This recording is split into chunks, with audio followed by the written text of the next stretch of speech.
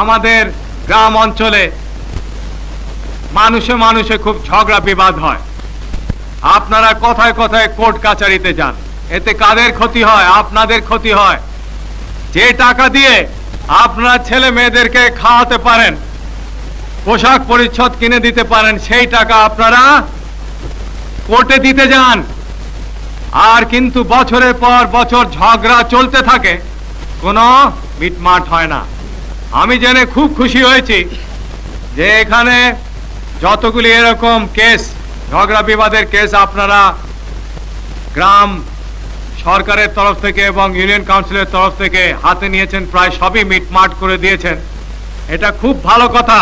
এবং আপনাদের দেখা দেখি বাংলাদেশের অন্যান্য ইউনিয়ন কাউন্সিল এবং গ্রাম পর্যায়ে যেখানে গ্রাম সরকার আছে, আমি আশা করি তারাও এইসব ছোট ছোট মামলা এগুলি এখানেই বিচার করে মিটমাট করে নেবেন।